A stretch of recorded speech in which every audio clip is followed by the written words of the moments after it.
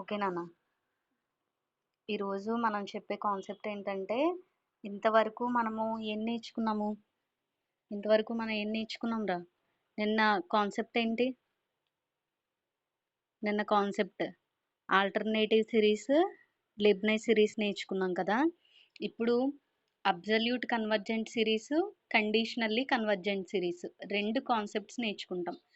What is absolute convergent series అంటే a series summation un is said to be absolute convergent series if the series summation mod un is convergent. Absolute convergent series అంటే ఏమవ్వాలంటే summation un అనేది కనుక ఖచ్చితంగా absolute series అవుతుంది అని అంటే అప్పుడు మనం తీసుకున్న సిరీస్ ఇఫ్ ద సిరీస్ ఎప్పుడు సమ్మేషన్ మాడ్ un కూడా కన్వర్జెంట్ అవ్వాలి. అర్థమైందా? అంటే యూఎన్ తీసుకున్నాం అనుకోండి, సమ్మేషన్ యూఎన్ తీసుకుంటే అది అబ్సల్యూట్ కన్వర్జెంట్ అవుతుంది. ఇఫ్ ద సిరీస్ ఎప్పుడు summation mod UN is convergent అవుతున్నప్పుడు. అర్థమైందా? నెక్స్ట్ కండిషనల్ కన్వర్జెంట్ సిరీస్ అంటే a series summation UN is set to be conditionally convergent. ఈ యూఎన్ అనేది ఒక్కొక్కసారి కండిషనల్లీ కన్వర్జెంట్ అవుతుంది, ఆర్ సెమీ కన్వర్జెంట్ అవుతుంది, ఆర్ నాన్ అబ్సల్యూట్లీ కన్వర్జెంట్ అవుతుంది. ఇలా సమ్మేషన్ యూఎన్ అనేది కనుక డిఫైన్ చేయగలిగితే if summation UN is convergent and summation of mod UN is divergent అంటే మనము సమ్మేషన్ యూఎన్ అనేది ఒకవేళ ఖచ్చితంగా కండిషనల్లీ కన్వర్జెంట్ అవుతుంది అంటే మనం రెండు ప్రూవ్ చేయాలి. ఒకటేంటి, సమ్మేషన్ యూఎన్ అనేది కన్వర్జెంట్ అవుతుంది and at the same time summation of mod UN అనేది కూడా డైవర్జెంట్ అవుతుంది. ఓకేనా? అదే అబ్సల్యూట్ కన్వర్జెంట్లో ఏమవుతుంది, సమ్మేషన్ ఆఫ్ మాడ్ యూఎన్ అనేది కన్వర్జెంట్ అవుతుంది. కండిషనల్లీ కన్వర్జెంట్లో ఏమవుతుంది, మాడ్ యూఎన్ ఈస్ డైవర్జెంట్ అవుతుంది. ఓకేనా? ఫస్ట్ ప్రాబ్లం చూడండి. Test for ACS or CCS అంటే అయితే మనం చెక్ చేయాలన్నమాట. అయితే కన్వర్జెంట్ సిరీస్ అవుతుందా, కండిషనల్లీ కన్వర్జెంట్ సిరీస్ అవుతుందా అనేది మనం చెక్ చేయాలి. చూడండి, ఫస్ట్ది 1/1.2 minus 1/3.4 plus 1/5.6 minus 1/7.8 plus and so on. ఇప్పుడు మనకి సిరీస్ ఇచ్చినప్పుడు మనం ఎలా ఫైండ్ అవుట్ చేస్తున్నాం దాన్ని? tn is equal to A plus N minus 1 into D ఫామ్లో చేస్తున్నాం కదా. ఇప్పుడు మనకి సిరీస్ ఏమి ఇచ్చాడు అన్న? 1.2, 3.4, 5.6, 7.8. ఇప్పుడు ఫస్ట్ తీసుకోండి. ఫస్ట్ ఏం సిరీస్ ఏం ఫామ్ చేయాలి? 1, 3, 5, 7 తీసుకోండి. తీసుకుంటే ఏ ఈజ్ ఈక్వల్ టు చెప్పాలి, A is equal to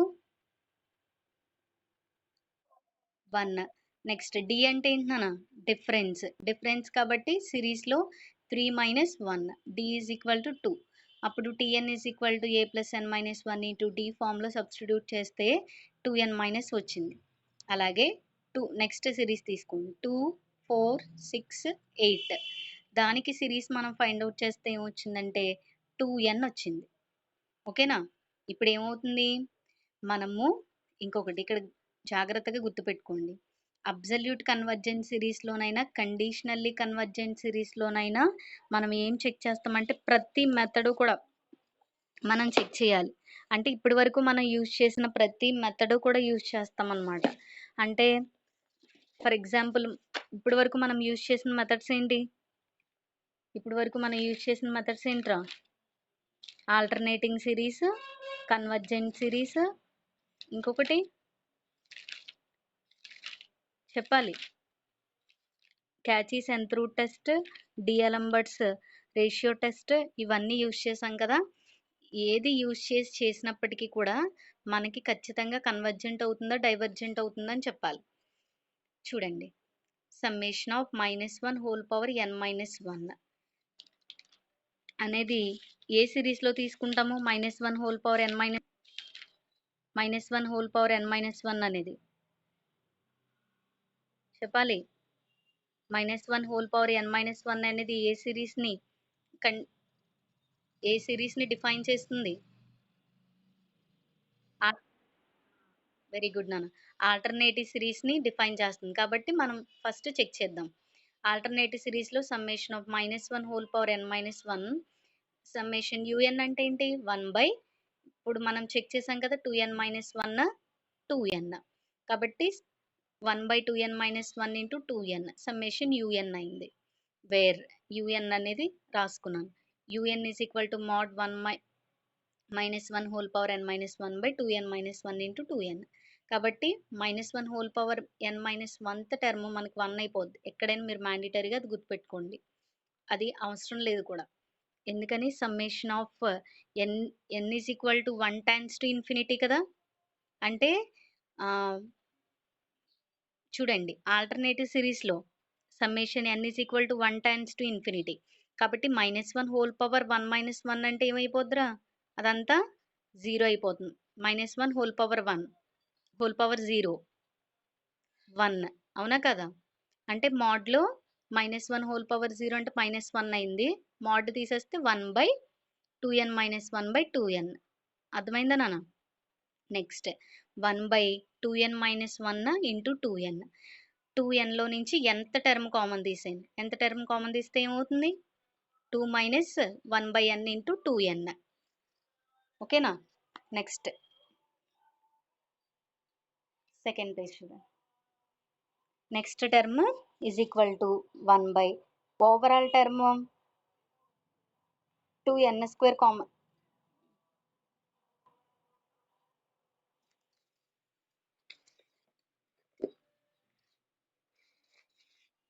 overall term 2n² common తీయండి.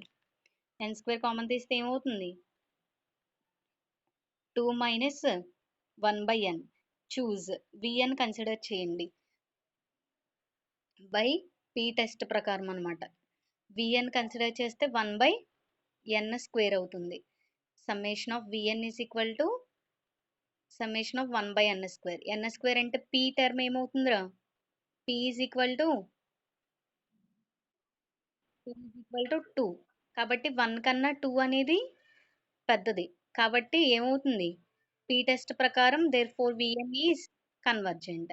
కన్వర్జెంట్ అయింది కాబట్టి మనకి p టెస్ట్ ప్రకారం ఫార్ములా ఏంటి?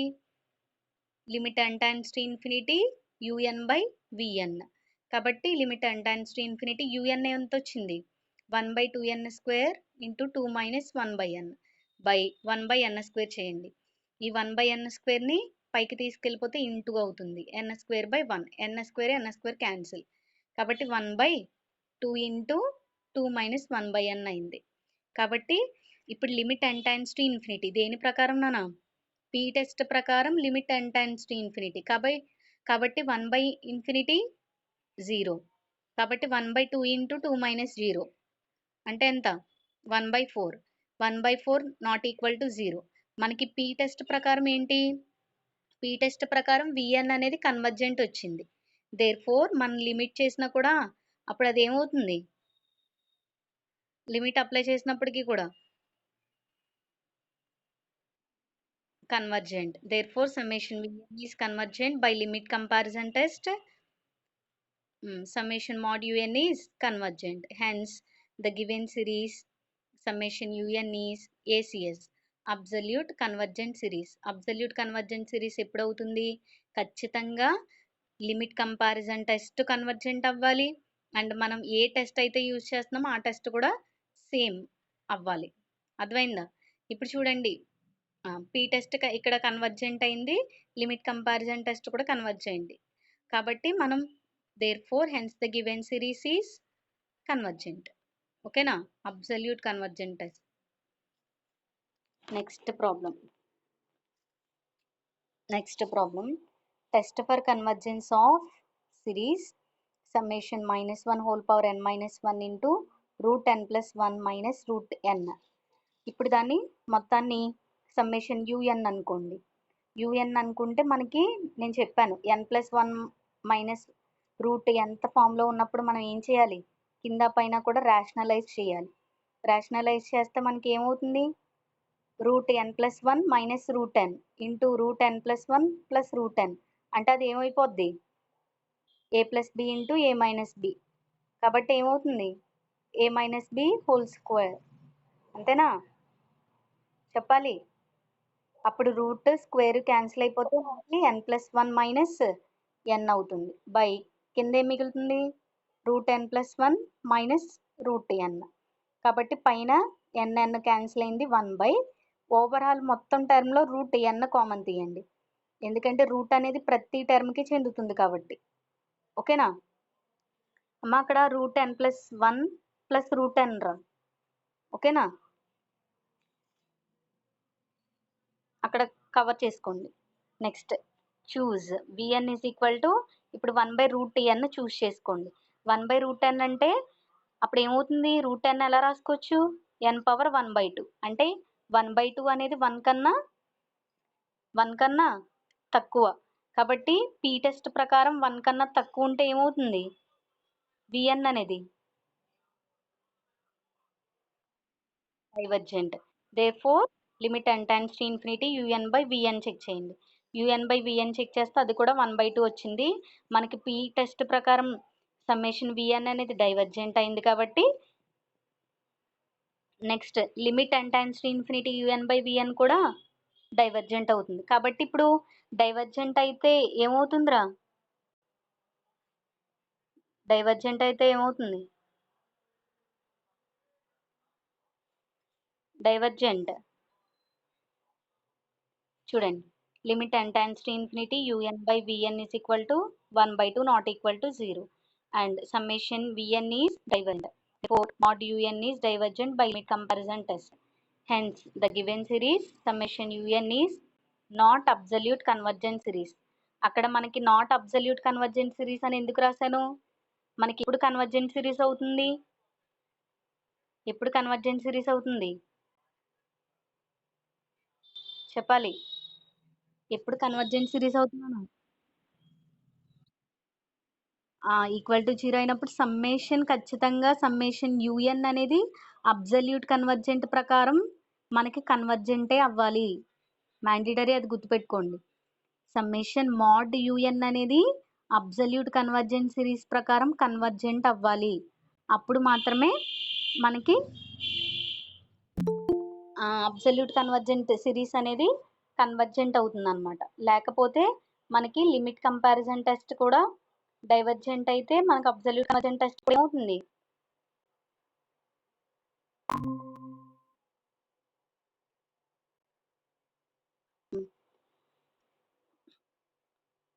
సమ్మేషన్ un ఈజ్ డైవర్జెంట్ అయినప్పుడు మనకి limit comparison absolute convergent test agree అవుతుందా? డైవర్జెంట్ అయినప్పుడు అవ్వదు. కాబట్టి నాట్ అబ్సల్యూట్ కన్వర్జెంట్ సిరీస్ అని రాసాం. ఓకేనా? మీరు మ్యాండేటరీ ఒక పాయింట్ గుర్తుపెట్టుకున్నానా? ఆ పాయింట్ ఏంటంటే ఖచ్చితంగా మనకి సమ్మేషన్ mod un అనేది కన్వర్జెంట్ అయితే అది అబ్సల్యూట్ కన్వర్జెంట్ సిరీస్ అవుతుంది. ఏ మాత్రం అది డైవర్జెంట్ అయిపోయింది అనుకోండి, డైవర్జెంట్ అయితే ఏమవుతుంది? డైవర్జెంట్ అయితే అది కండిషనల్లీ కన్వర్జెంట్ సిరీస్లోకి వెళ్ళిపోతుంది. కానీ కండిషనల్ కన్వర్జెంట్ సిరీస్ ప్రకారం డైవర్జెంట్ అవ్వాలి and at the same time convergent కూడా అవ్వాలి. అర్థమైందా? నెక్స్ట్ ప్రాబ్లం చూడండి, మీకు అర్థమవుతుంది. Next problem, test for convergence of CCS summation -1 whole power n-1 n/n² + 1. ఇప్పుడు చూడండి, un ఏమవుతుంది? n/n² + 1 అవుతుంది. n/n² + 1 కాబట్టి -1 హోల్ పవర్ n-1 అనేది 1 అయిపోద్దని చెప్పాను కదా. అప్పుడు n/n² + 1, n/n² + 1లో కింద టర్మ్లో ఎంత టర్మ్ కామన్ తీసేయండి, n² కామన్ తీయండి. n² కామన్ తీస్తే ఏమవుతుంది అక్కడ? 1 + 1/n².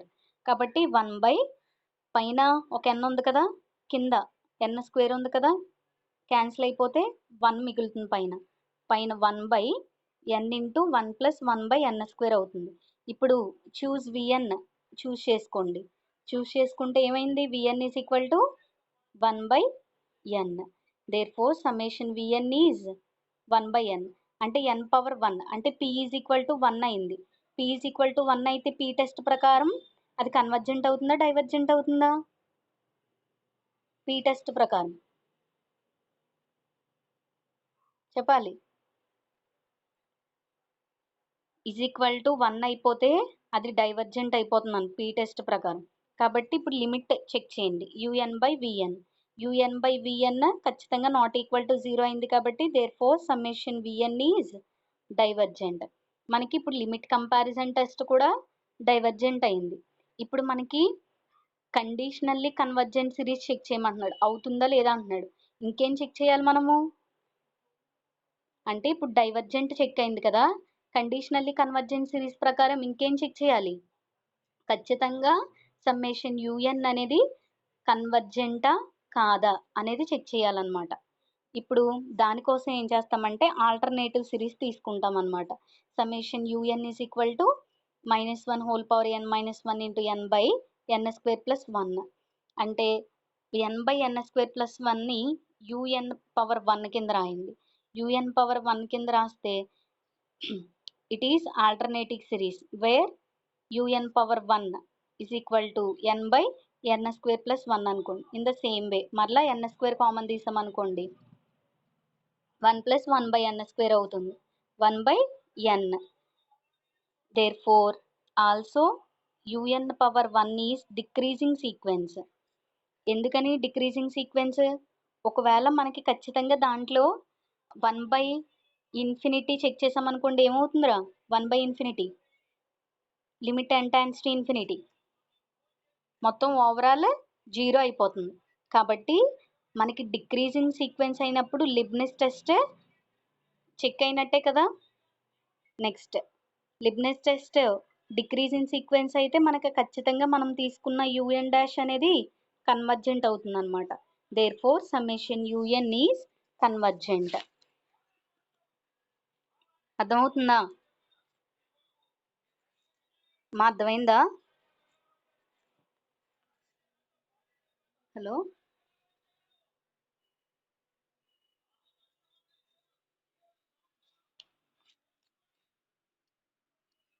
నెక్స్ట్ ప్రాబ్లం కూడా ఇన్ ద సేమ్ వే నాన్న. CCS చెక్ చేయమంటున్నాడు.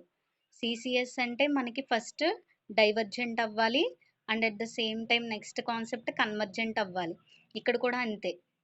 చూడండి -1 whole power n root n² + 1 - n కింద పైన రేషనలైజ్ చేయండి. రేషనలైజ్ చేస్తే మనకి ఏమవుతుంది, n² + 1 - n² అవుతుంది. కాబట్టి ఇప్పుడు మనము Vn ఎంత వచ్చింది, Vn is equal to 1/n. 1/n అంటే పీ టెస్ట్ ప్రకారం ఏమవుతుందిరా, n⁴1. p is equal to 1 అయితే పీ టెస్ట్ డైవర్జెంట్ అవుతుంది. కాబట్టి limit n tends to infinity కూడా మనకి డైవర్జెంట్ సిరీస్ అయిపోద్ది. కాబట్టి మనకి ఇప్పుడు CCS చెక్ అవ్వాలి అంటే ఫస్ట్ కండిషన్ డైవర్జెంట్ అయింది, నెక్స్ట్ కండిషన్ ఏమవ్వాలి, ఖచ్చితంగా కన్వర్జెంట్ అవుతుందా లేదో చెక్ చేయాలి. ఆ కన్వర్జెంట్ అవుతుందా లేదా మనం చెక్ చేయడానికి ఆల్టర్నేటివ్ సిరీస్ యూజ్ చేస్తాం. ఆల్టర్నేటివ్ సిరీస్ ప్రకారం మనం UN UN' అనుకోవాలి. UN' అనుకున్నప్పుడు ఖచ్చితంగా 1/∞ సబ్స్టిట్యూట్ చేసామనుకోండి, limit n tends to infinity 1 to infinity check చేసామనుకోండి, అప్పుడు మనకి ఏమవుతుంది, ఖచ్చితంగా డిక్రీజింగ్ సీక్వెన్సే అవుతుంది. అర్థమైందా? కాబట్టి therefore summation UN is convergent. దేని ప్రకారం, ఆల్టర్నేటివ్ సిరీస్ ప్రకారం డిక్రీజింగ్ సీక్వెన్స్ అయితే సమ్మేషన్ UN అనేది కన్వర్జెంట్ అవుతుంది. Therefore hence the given series is CCS. ఓకేనా, కండిషనల్లీ కన్వర్జెంట్ సిరీస్.